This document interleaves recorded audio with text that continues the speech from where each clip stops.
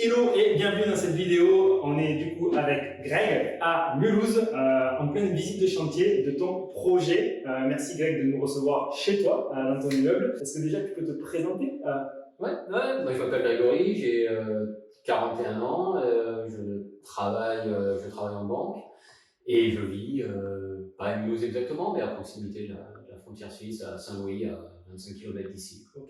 Du coup, à quel moment tu as décidé de te lancer dans l'immobilier et du coup, comment tu as fait pour passer l'étape de trouver le bien et commencer à rendre les choses plus concrètes que de simples idées? En fait, l'idée, je l'avais déjà depuis un certain temps. La chose, c'est que d'un point de vue professionnel, j'ai travaillé à l'étranger, j'ai travaillé en Asie, j'ai travaillé assez loin, et du coup, c'est toujours très compliqué quand on est aussi loin d'investir dans l'immobilier en France.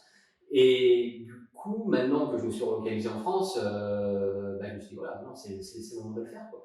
Et le souci que j'avais, c'était déjà de trouver un bien qui soit rentable, qui dégage du cash flow, et dans lequel, évidemment, il y a de la rénovation à faire. Et du coup, j'avais besoin d'un service tel que celui que propose Spreneur, à savoir fournir cette assistance dans la recherche de biens, la recherche de prestataires, et c'est exactement ce qui s'est passé. Donc du coup, la question qui posait, comment est-ce que j'ai trouvé le bien? Le bien, c'est pas moi qui l'ai trouvé. Le bien, c'est tes équipes qui... On t'a aidé à le trouver. On l'a trouvé, ils m'ont présenté, on a visité deux biens, un premier immeuble, qui n'a pas fonctionné pour certaines raisons, et puis celui-ci, qui correspondait exactement à ce qu'on recherchait. Alors du coup, qu'est-ce que vous recherchez comment on se situe par rapport aux objectifs définis en amont qu'est-ce que ça va générer en termes de cash flow par rapport du coup au montant investi, par rapport à la plus-value générée, par rapport au quartier? Nous, ce qu'on voulait, c'était avoir des travaux.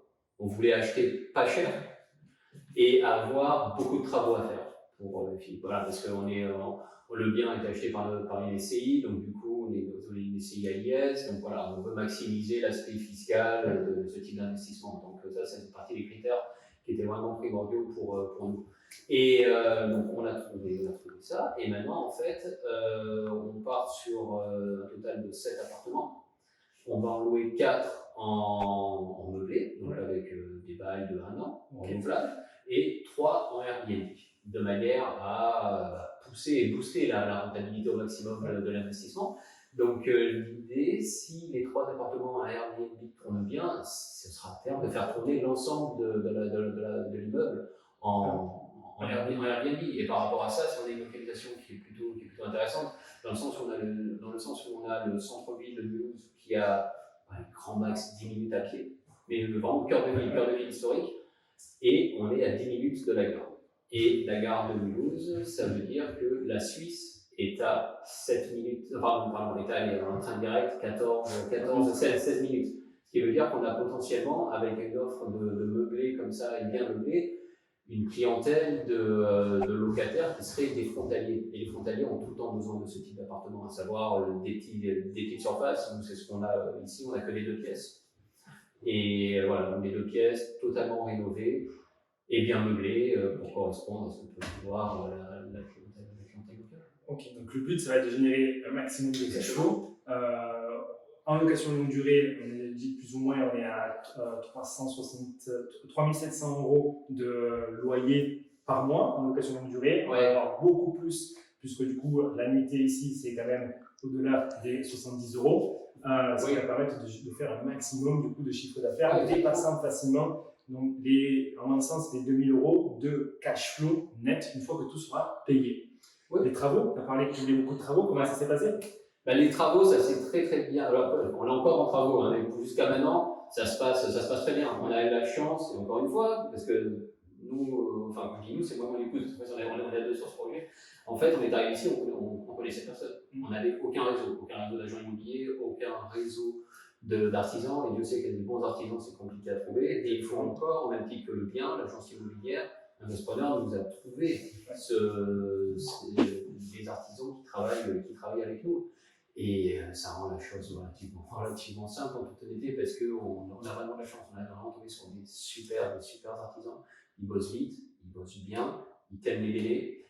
D'un point de vue tarification, ils sont extrêmement compétitifs. Donc c'est vrai que depuis le début, l'aventure se passe vraiment très très très bien.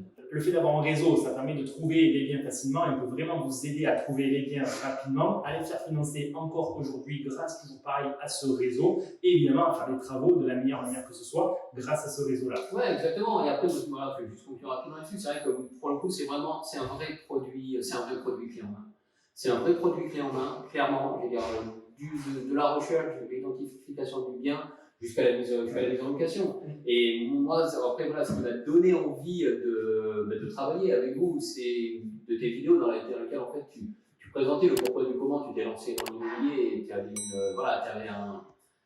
avais vraiment une motivation première qui était juste tu voulais avoir du temps, parce que tu étais un jeune papa. Et moi, j'ai une petite fille de 20 mois. Donc, la motivation première, c'est ça en fait. C'est vraiment se projeter dans l'avenir, c'est effectivement de dégager du temps pour avoir, de par ce type d'investissement, pour avoir du temps pour voir ma fille grandir et faire autre chose que rester à terme dans un emploi, je dirais, dans un emploi classique, quoi. Et c'est en gros, c'est acheter simplement sa liberté financière. Exactement. Donc, moi, c'est vraiment ça qui m'a séduit dans le projet par rapport à ce qui m'a été vendu. C'est exactement ça. C'est exactement ça, donc merci. Mais écoute, c'est un véritable plaisir. Et juste pour conclure, tout à l'heure, quand on discutait un petit peu en off, tu m'as un peu plus parlé aussi de ce pourquoi. Et si je résume, du coup, tu as travaillé à l'international pendant de longues années, de longues heures. Au final, tu as dit, bon, plus jamais je veux vivre ça. Et aujourd'hui, je te posais la question, qu'est-ce que tu vas faire? Au final, aujourd'hui, tu as une situation totalement différente. Et du coup, la réponse était géniale et j'aimerais bien l'entendre. La réponse, c'est je vais m'occuper des appartements. Je vais m'occuper des appartements, surtout s'ils tournent tous en Airbnb. On aimerait effectivement se le faire nous-mêmes avec pour un premier et après. Donc ça va faire du temps et ça, voilà. Et après, voilà, ça c'est le premier gros investissement qu'on fait ensemble. Après, l'idée, ça va être effectivement de les dupliquer. Donc, c'est une vie de salarié à 100% qui tourne dans une vie d'entrepreneur et en parallèle, toujours un petit peu de salariat. Oui, mais avec une autre optique et de manière temporaire. L'idée, effectivement, à terme, c'est de vivre une plan des investissements immobiliers et autres. On a été en bonne voie, bien parti pour. J'espère. On est ravis de pouvoir participer à votre épanouissement là-dedans. On a hâte de voir la suite, du coup, avec les premières locations, les premiers billets de cash qui vont rentrer d'ici, franchement, allez, je pense le temps de finir, les joints acryliques, les 2 petits trucs sur les cuisines, les premiers apparts, là, il y a du travail encore pour mettre en location. Parce qu'un booking, ça se passe du travail, mais d'ici 1 mois ou 2. Et en plus de tout ça, il reste encore combien de mois de différé? Alors, en termes de mois, on a eu 3 ans de différé. Vous avez fait 6 mois de chantier. On a 2 ans, on a encore 2 ans et demi de différé. 2 ans et demi de différé, ça va. Ah ouais, ça va. On a de quoi rendre la structure pérenne, quoi. Félicitations à vous. Merci beaucoup. Et un plaisir de voir la suite en vidéo. Ciao, ciao.